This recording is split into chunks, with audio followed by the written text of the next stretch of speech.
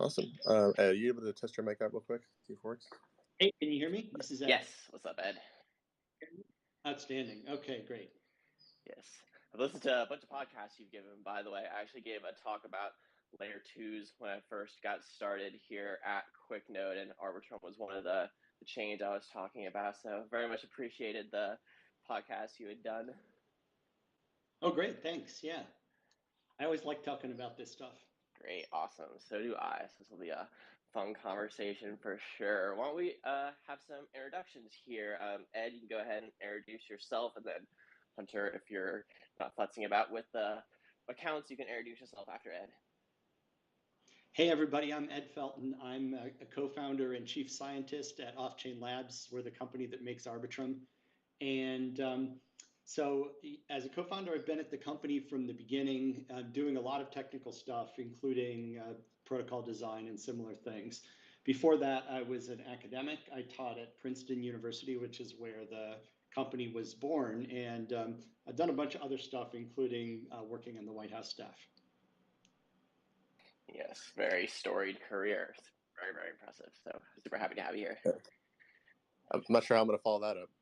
I'm kidding. Hey guys, Hunter, the community manager over here. Been here for roughly actually about over a year now, which is pretty insane, since before we launched Arbitrum 1. But yeah, I just handle mainly a lot of the social stuff, event stuff, sometimes partnership stuff occasionally. Local freelance pretty much. Awesome.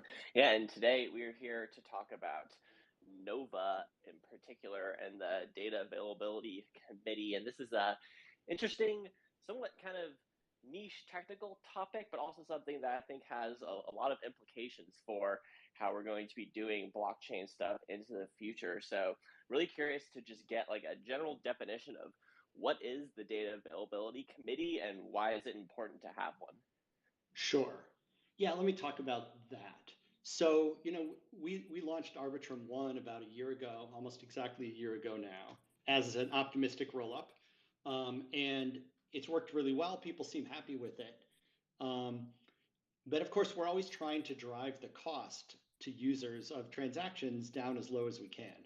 And so looking at Arbitrum 1 and optimistic or rollups generally, the biggest source of cost of operating chain, and therefore the biggest source of cost for users, is making sure that data is available. So rollups will put the data onto the Ethereum chain as call data. That makes it available to everybody, but it's relatively expensive. So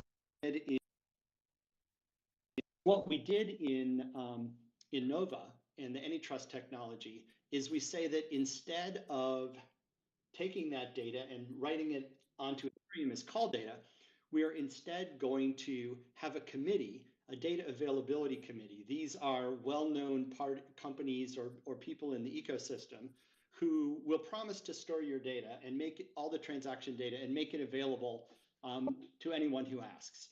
And the idea is that by sending out the data to all of those committee members and getting promises from them that they're all going to store the data, or almost all of them get promised to store the data, then you can have a really strong assurance that your data is available.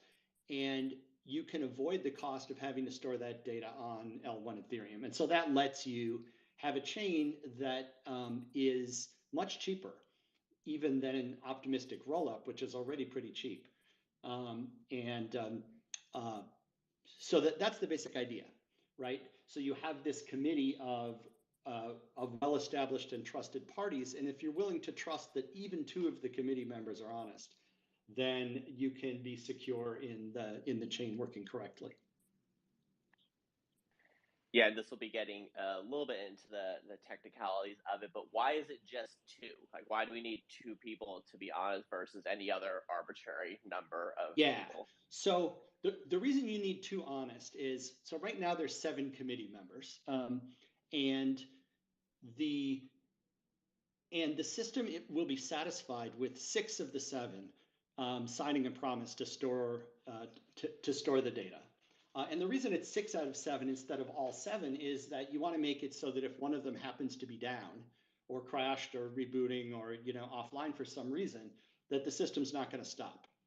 So 6 out of 7 making that promise is enough. And so if you think about it, if 2 of the members are honest and and 6 out of 7 signed, well then you know that at least one of the parties who signed is honest, right? Because there's only 5 dishonest ones and 6 signed. So the reason that you assume 2 honest is basically that you want to be able to proceed with only 6 out of 7 signatures, and that's so that you could have one party down. We could have done it a different way, where we needed everyone to be, all the committee members to be up and available all the time, and then you would only need to trust 1. But we thought like trusting 2 and allowing 1 to be offline at a time just in case was sort of the sweet spot. Okay, that makes sense. And so you mentioned that we have 7 different members of this committee. Could we get kind of like a roll call Absolutely. of who it is on this committee? Yeah, let me say who's on the committee. And again, you just need to trust that 2 of these 7 are honest for the chain to work correctly. So the committee members are first QuickNode. Yeah. Also Off-Chain Labs, that's our team. Reddit, P2P, Consensus, FTX, and Google. So it's a pretty well-known set of parties in the Web3 and Web2 worlds. And basically, yeah, that's the current committee. The committee will probably expand over time, and adding members to the committee only makes it more secure, because instead of 6 out of 7 signatures, you'll have 7 out of 8 or 8 out of 9 or whatever. Yeah. Yeah, it's a very interesting model. And, you know, when you hear that list of companies, it's like the idea that any of them would try and like mess with the blockchain would be like such a huge reputation hit that it's just like, it seems like a fairly safe bet to me that, you know, they're all going to try and be, you know, good actors in this system. And maybe this is a question for Hunter, but like when we were kind of going out and selecting this kind of group of people, like is there a certain criteria or like people who had shown previous like community participation that you thought led to this being like a good solid group, because you're putting a lot of trust in each of these individual actors? So what was the kind of like thought process between how these were selected? So, by the way, I'm getting my other counter here. Apologies. All good. Actually, Ed, I'm not sure how much involved in the process you were, so you can definitely kind of give your take there when you get the chance. But I think generally, I think the idea was just to have different types of representation within that committee, right? So it's like having representation from Web 2, from Web 3, and even in there, there's they have your own little subgenres and stuff like that. So for example, if you don't trust Reddit, then maybe you'll trust Google Cloud, or if not them, then maybe you'll trust P2P Validator.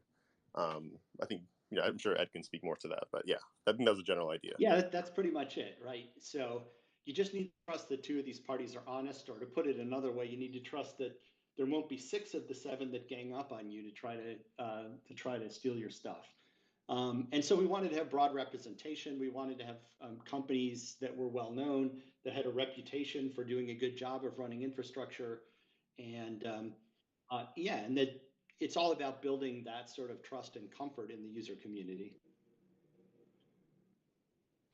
Awesome. Yeah, cool. So I have a lot of questions about kind of how like Nova relates to Arbitrum 1 and like the old system versus the new system. But before we get into any of that stuff, why don't we first just like define what is AnyTrust and then what is Nova? I think that'll probably be the more explainable sequence for people. Yeah. So let me go even one step earlier than AnyTrust. The thing that we're all talking about these days, or one of the things, is Nitro. And Arbitrum Nitro is our all new software stack, which is a huge leap forward from what we've called Arbitrum Classic, which is like the original version of Arbitrum that we rolled out a year ago. So Nitro is our new stack, and Nitro has an optional feature, AnyTrust. So AnyTrust is this model that I talked about, where you have a data availability committee that stores it operates like a roll-up, except that there's this data availability committee which holds your data instead of writing the data onto Ethereum, right? So AnyTrust is the technology, and then Nova is the chain that we launched. Arbitrum Nova is the chain that we launched that uses AnyTrust. It is our AnyTrust. It is our mainnet version of AnyTrust, if you will. So right now we have two mainnet chains. There's Arbitrum 1, which is on the rollup technology that does store data on Ethereum at higher cost, but for maximum security. And then you have Nova, which we launched just a couple weeks ago. So basically, the idea is applications that want the utmost in security and are willing to pay a bit more, still very low, but a bit more for it. Arbitrum 1 is for them. For those who need the ultimate low cost, Nova is the way to go. Very cool. Yeah, and I have one question. I'm always a big stickler for history, and I find history very, very interesting. And this is kind of just a question for my own curiosity, and then we have some audience questions already that I'll get to. But you mentioned in your blog post for this that AnyTrust was the original proposed design in the first Arbitrum paper, and then the roll-up part of it was kind of taken and then actually built out. I'd be curious, why was that? Like, why did you originally kind of design this whole system, but then not actually build it until years later? Well, it's a great question. So I guess here's how I would tell the history. That we had this original idea, which we published as an academic paper for a particular kind of design, and when we went to start a company and turn it into a product, we thought that the best product to offer first would be a roll-up. The original design kind of had a roll-up in it as a kind of fallback for a case where you didn't have the whole committee available. The original one was a committee-based system, but if the whole committee wasn't available, you would fall back to a roll-up. And we realized that just the roll-up part of it had a lot of advantages as a product. So that's the thing we built first. And while we were building that, we made a ton of different improvements. We made it better in all kinds of ways. And so that's what we rolled out. So we realized maybe, 6 months ago, a little bit longer, that we could actually take this great roll-up we designed with a ton of improvements, and we could take the best ideas from the original academic Arbitrum paper from 2018, and we could just sort of add them in to our roll-up. And the result of that was Nova. So it really is kind of, as you suggested, sort of resurrecting some of the good ideas that were in the original Arbitrum design while keeping all of the improvements that we made in the meantime. Very cool. Yeah, so we got a couple people who are putting some questions into the Twitter thread here, which is awesome. If anybody has questions, feel free to drop them, and then in a little bit we'll also open it up for people who want to join and ask questions. But someone asked a really interesting one, which is, could you ever see a scenario in which like individuals were added to the committee and maybe not just like corporations or companies? Would an individual be able to like earn that kind of trust? Sure. I think if an individual had the kind of trust and stature in the community that makes them a logical committee member, absolutely. No reason we wouldn't do that.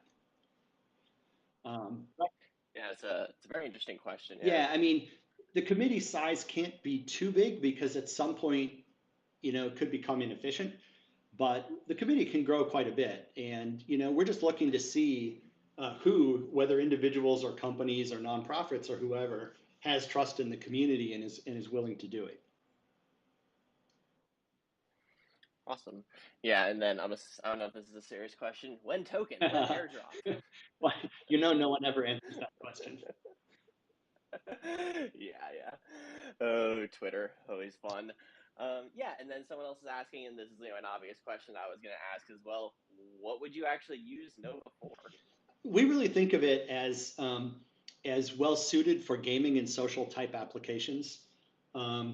Applications where the transaction fee levels on a roll-up, on a sort of classic roll-up, are higher than you'd like, and where you don't need the utmost in security. So a good example of that actually is Reddit, right? Reddit has rolled out a community points system from a couple of their communities so far on Nova, and it's a good example as a social application. They have to mint a large number of these community point tokens, and their users want to be able to do things with the tokens at low cost. And that's one example, but I think there's a lot of space for things like gaming as well. I really think of it as opening up space for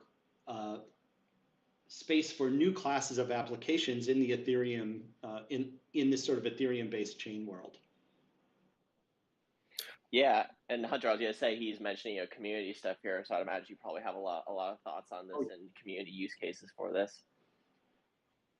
Oh yeah, totally. By the way, am I coming through okay? Yeah. This is one of my oldest phones. No, you sound great.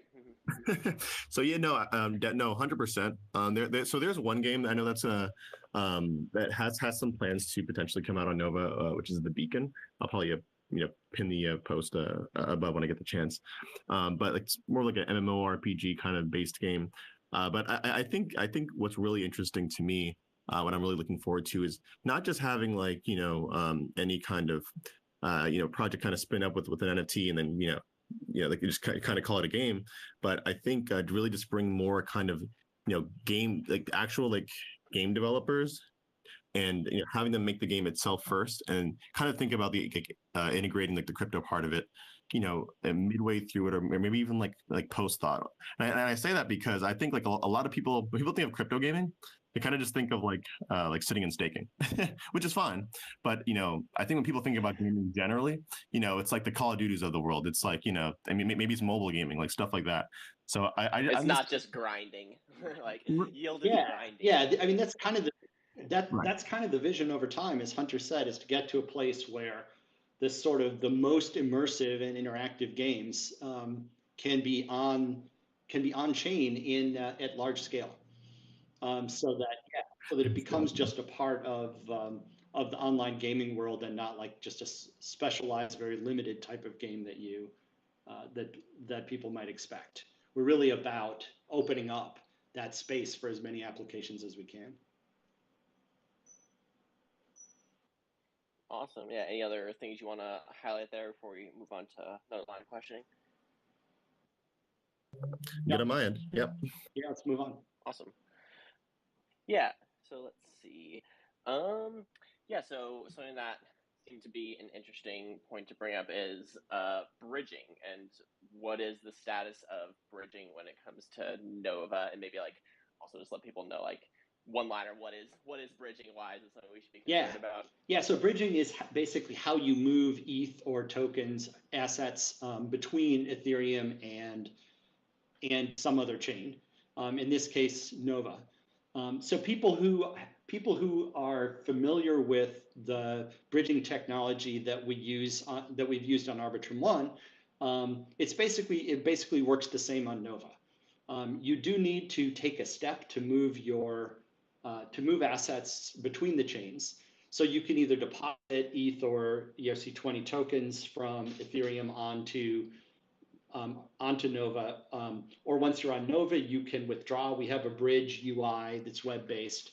By the way, if folks are interested in kicking the tires of Nova and trying it out, you can go to nova.arbitrum.io, and there's a prominent link there to our bridge. So bridging basically lets you move Ether tokens back and forth, either onto the chain from Ethereum or to withdraw them back to Ethereum. And we provide this bridge, and then just like in Arbitrum 1, there are companies coming on board that provide other bridging functionalities, sometimes L2 to L2 bridging or other sorts of things. So you can use our bridge, or you can use a third-party bridge, which usually charge a small fee.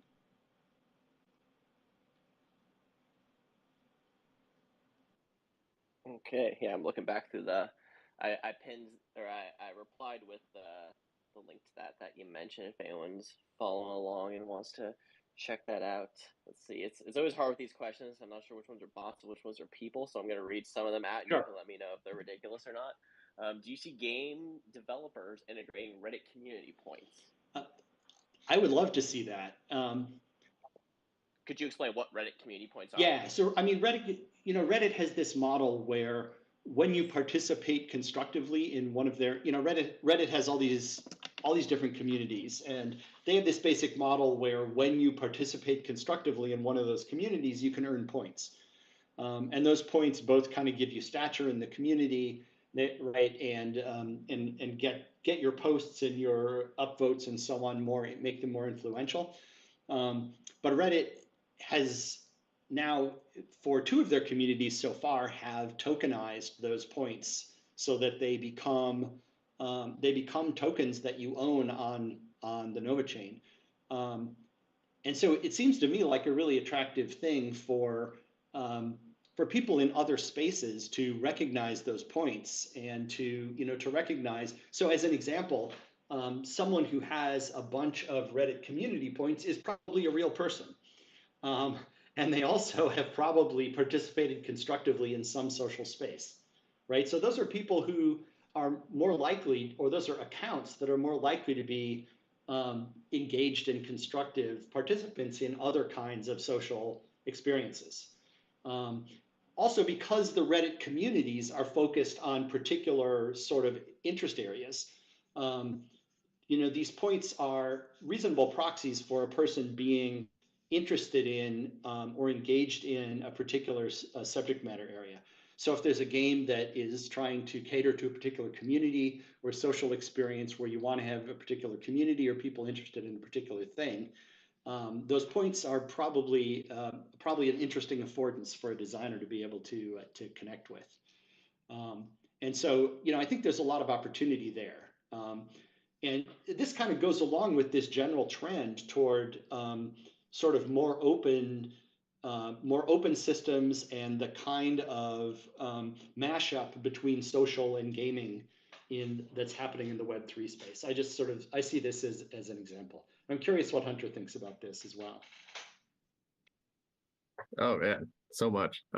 So I guess just to start off a little bit, to give a little color, a little more to like the Reddit side of things. So the 2 subreddits, as I mentioned, that have community points enabled currently is r/cryptocurrency with about 5 million members, and r/Fortnite BR, which has around like 2 million members in it. So already it's like 7 million, you could say, people that are exposed to this kind of new on-chain system. And which in a way it's like on-chain karma, I think is a good way to kind of just basically explain it on Reddit if you're familiar with it. And generally, I think in terms of like how it benefits like gaming communities going forward, I mean, in a way, like, so for a while, if any of you have any experience like kind of just playing like online games, mainly kind of like MMOs and stuff like that, almost everyone has their own in-game economy, and the longer a game is around, like the more so like the economy that's around it is very, very important. It sounds kind of like a joke. It's like, okay, it's like, online internet money. I guess that's a joke that we use for crypto. I know people who made entire careers out of selling World of Warcraft gear. Like it's a real thing. It's been a real thing for a while. And it's a very important thing, and it's central to literally almost any game, World of Warcraft, RuneScape included. So I think this is literally just another way to kind of plug in your game to really have like this whole kind of ecosystem around it by having this token represent ownership in the game or whatever it may be, whatever they choose to use it for. So I think this is like I think it's really cool, and as I mentioned, it's going to be really cool to see kind of where gamers and communities take it, frankly. Yeah. Awesome. Yeah, we have a bunch of interesting questions actually in the replies right now. This might be a quick one, but what's the status for like oracles, like with Chainlink? I mean, I guess you'd have to ask Chainlink when they're planning to launch on Nova. As people. Well, I guess have there been like conversations there at all? I guess would be the question. Have there been conversations? Yes. I mean, I don't want to. I think you'd have to ask them about what their plans are, and I don't want to. I don't want to be, I don't want to be blabbing about about private conversations. Yeah. But yeah, I mean, we expect that over time we'll see a lot of the same services or in tooling rolled out and affordances rolled out on Nova that you see on Arbitrum 1 and other chains. From the standpoint of writing and deploying contracts and tooling, Nova works the same as Arbitrum 1 will once we've upgraded Arbitrum 1 to the Nitro technology, which is going to be a week from today. Could you explain Nitro Yeah, real quick, since you're mentioning it? and I mentioned this a little bit early. Nitro is our new and rewritten software stack, which is much faster, more compatible, more efficient, and cheaper to operate than what we call the Arbitrum Classic stack. So the original Arbitrum 1 chain that we rolled out about a year ago is on the Classic stack, but it's going to migrate over to Nitro, a big software upgrade on a week from today, August 31st. Nova is already running the Nitro stack. So right now, the differences in sort of developer user experience between Nova and Arbitrum 1 are really about the relatively minor user experience differences between Arbitrum Classic and Nitro. But in a week from now, both chains, Nova and Arbitrum 1, will be running the Nitro software, and the only difference is this sort of the only difference visible to users will be that Nova has lower fees. So, given how compatible they are, and that most tooling will run identically on the two, except for the fees that you have to pay to do it, we expect basically over time to see all the same sort of tooling and applications on both.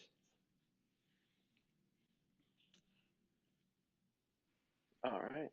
It looks like we got the Arbitrum account up here as well. So got the whole crew here. Let's see, a couple other questions. I'm not sure what's up with this one, but I figure I might as well ask it. Was the relation between Arbitrum increased gas fees and Nova? Oh no, is gas something that comes into the picture with Nova versus Arbitrum 1 that's important for developers to know about? Yeah.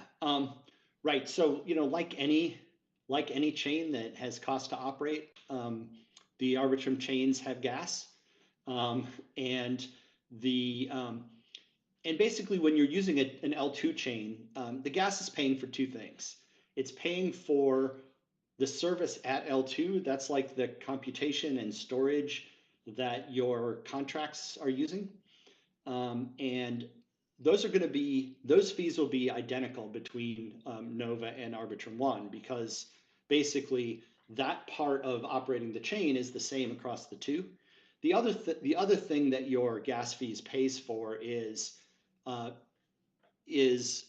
data availability. That is making sure that all of the data of all the transactions is available to everyone who wants it. And both chains charge some gas for data availability, but the amount that you get charged for data availability, that's what's differ between Nova and Arbitrum 1. Once Arbitrum 1 gets upgraded to Nitro, then they'll work in the same way, but the L1 component of the fees will be lower on Nova, I should say the data availability component of the fees will be lower. And the data availability piece is the biggest piece of the fee. It's the highest cost of operating the chain, and therefore it contributes the most to the fee. That's why Nova is a lot cheaper, because we take what's the largest component of cost and we shrink that component down a lot. So yeah, so the difference will be basically that you get charged less gas for data availability on Nova compared to Arbitrum 1. All the other parts of gas, how much you get charged for computation, how much you get charged for storage in your contracts, that's going to be the same across the two chains. Okay, yeah, that makes a lot of sense. All right, another question that came up that I thought was kind of interesting is there like governance? Like, how is, if this chain is going to be, continue to be developed or worked on or changed in any respect, how is that going to happen? Sure. So right now we're managing the process. Obviously, we have this committee of data availability providers. There's a committee of validators who are validating the chain. And this is part of a gradual process of decentralization that's going on Arbitrum 1 and also on Nova, where we're moving toward a model of increasing decentralization. We're moving toward a model where the community plays a larger and larger role in governance. And we basically want to move to a fully decentralized model over time.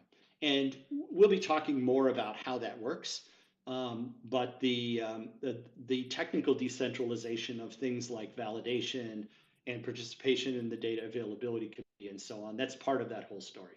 So stay tuned for more discussion of sort of the decentralization roadmap.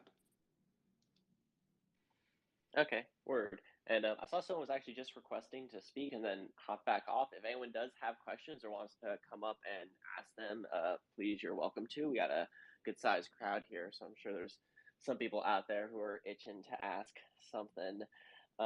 Yeah, Hunter, anything you want to talk about in terms of like community initiatives or for people who want to get involved with this? Like, what would be a good entry point for them?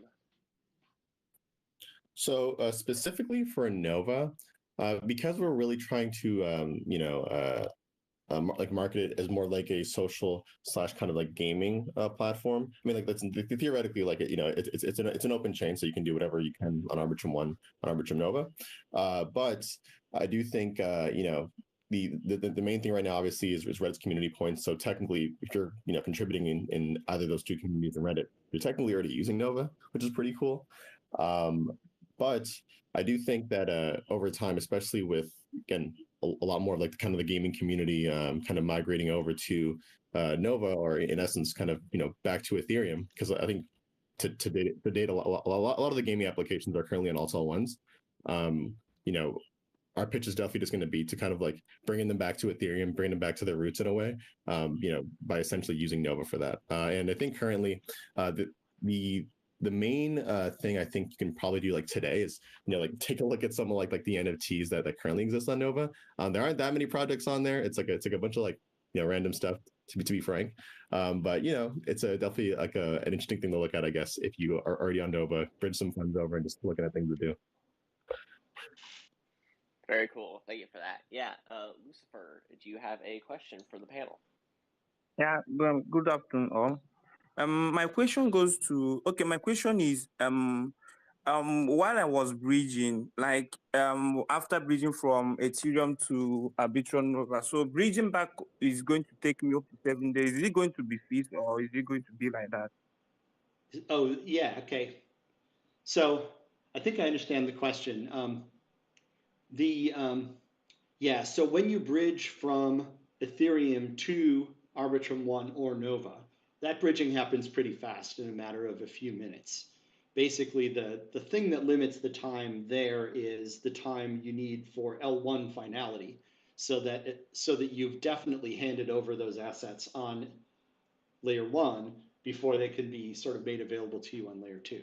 But when you bridge back from Arbitrum 1 or Nova back to Ethereum, there is a 7-day waiting period.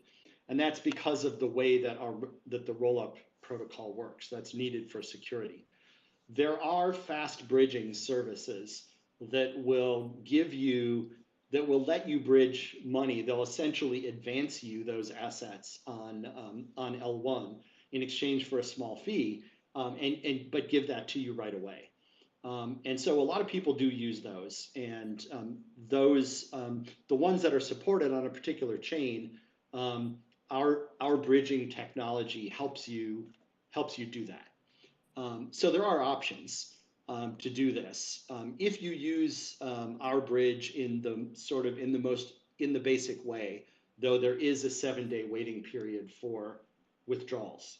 The withdrawal, once we tell you the withdrawal will happen, the withdrawal will definitely happen, but it does take 7 days to take effect.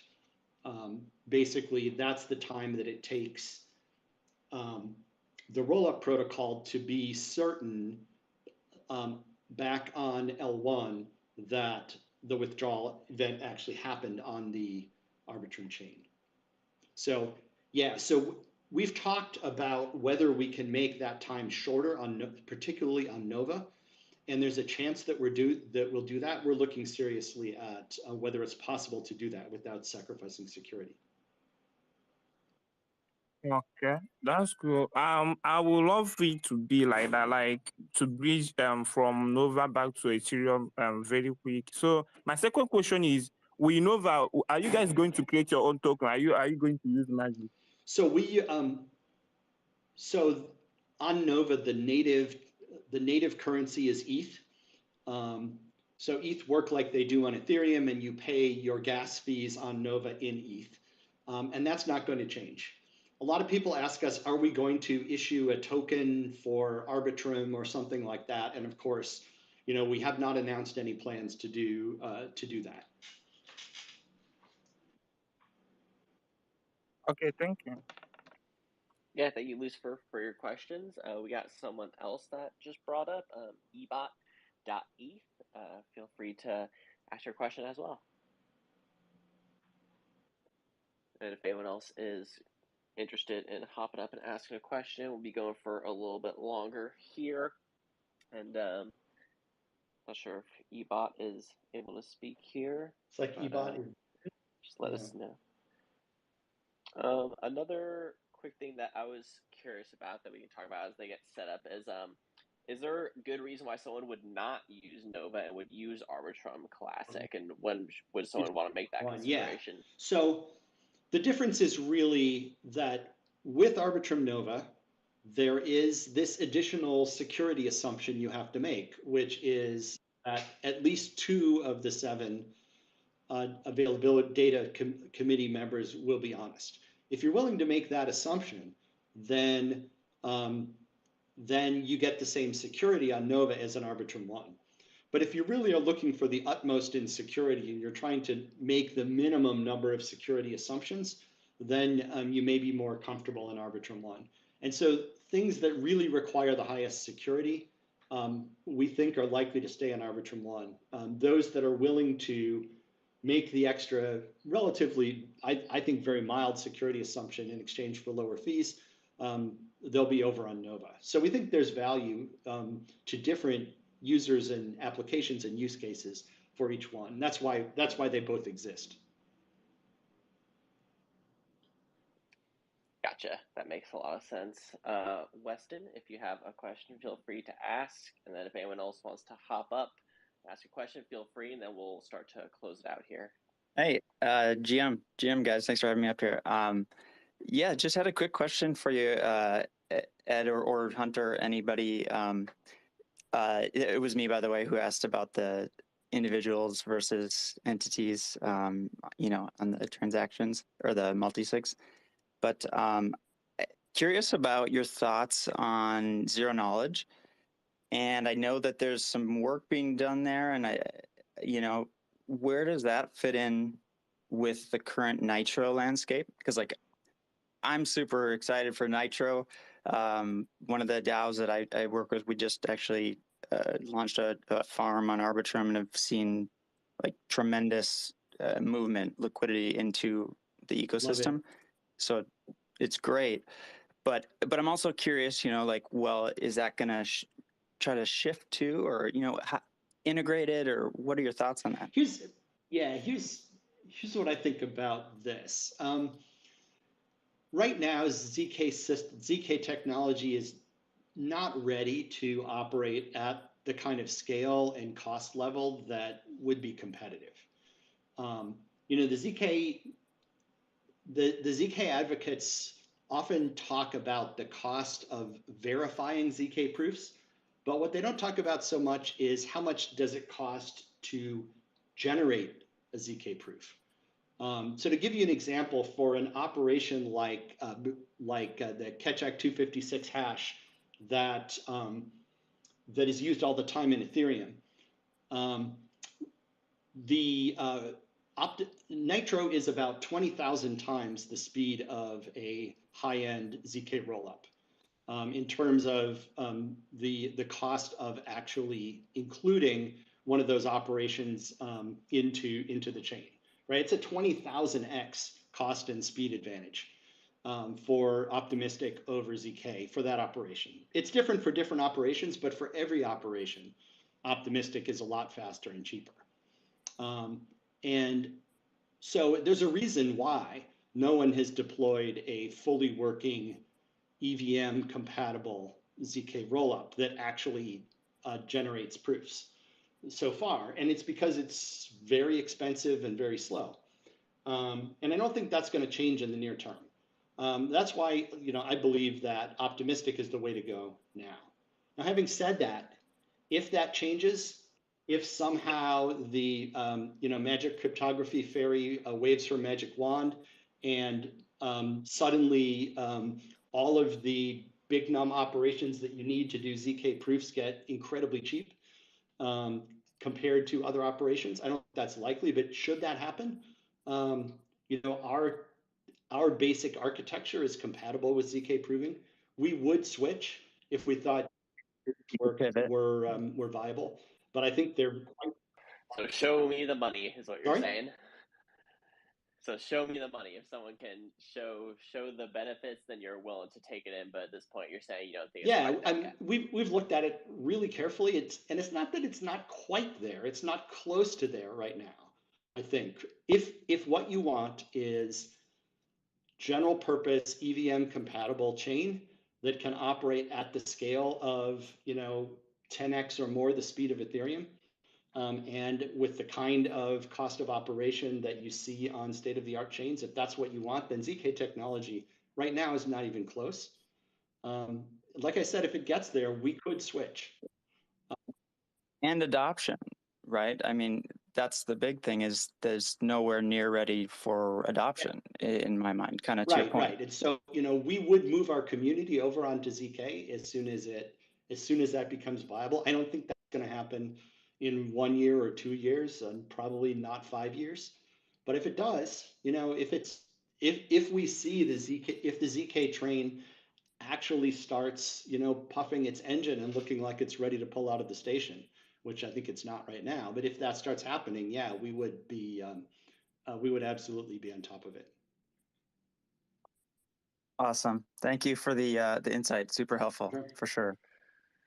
Yeah, it's really interesting. It sounds to me like when I hear people talk about AI, and people always talk about AI, it's just right around the corner. But then some of it actually did show up with things like DALL-E and GPT-3. So sometimes technology can surprise you. Yeah. But I definitely find that ZK conversation very interesting. But it's a huge tangent that probably will require its own Twitter space itself. But we have another person requesting to speak, so I'm bringing up Alex here. Let's see.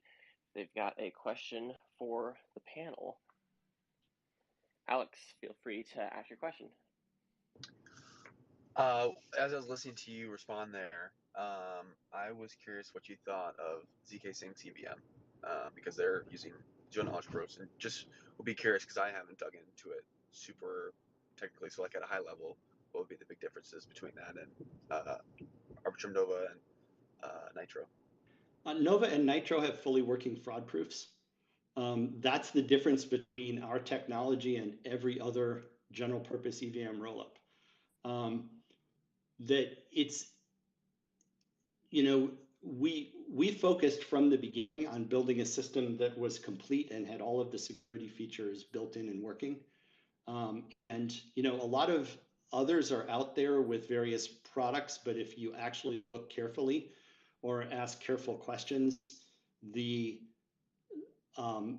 not providing end-to-end security proof. And that's the thing that is really not there for the ZK technology today. There are some aspects of execution where you can provide proofs, but there are other aspects that you just can't do at the scale and cost that would be needed.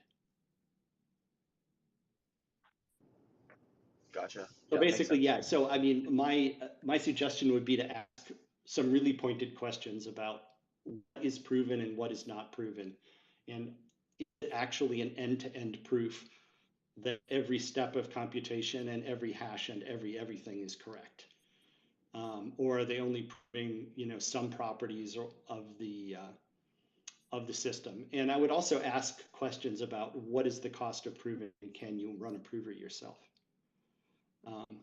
I think there's I think it's some of the ZK systems, there's a real lack of transparency about what they're actually providing. And it's worth asking questions about that. You want to see our prover, it's open source, it's there in our repo. You can go read the code. We're happy to walk people through it and explain why it proves everything correct. Cool. We'll have to check it out. Sure. Thanks. Awesome. Well, thank you so much, both of you. That was a really fascinating conversation. I love, getting really deep into the guts of these things. So super happy to have people working on this tech to talk about this. Would either of you like to give any kind of last call outs for things people should check out or have an eye on in the future? Sure. Obviously, check out Arbitrum Nova. It's a fully functional system. I think it works very smoothly. It's highly compatible with Ethereum and has super low fees. I was looking just before we came on, and at a token operation, I had a fee of 0.7 cents. That's like end to end the full fee that they paid for a token transfer operation. So very low cost, works really well. You can go to nova.arbitrum.io.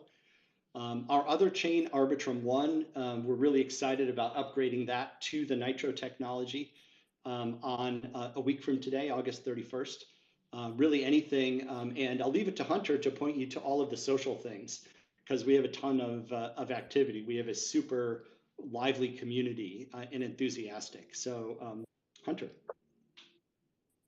100%. Yeah, no, definitely. Of course, join the Discord. Whether it's general questions, that you have, that you want us to answer, or if you want to just kind of get in touch with the community there, whether it be developer focused or NFT or DeFi focused. We have a bunch of channels that kind of suits people's needs there.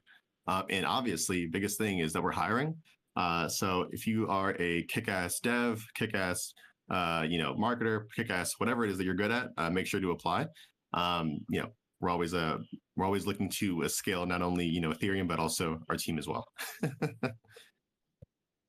Awesome. Yeah, it seems like a cool team to work on. So if someone is out there looking, I would take advantage of that opportunity. All right. Well, thank you so much. It's been a really great time. I think this will about close it out for us. Unless there's anything else you want to say. Thanks, everybody. L222, let's go. See you on Nova. Thanks. Yay, yay.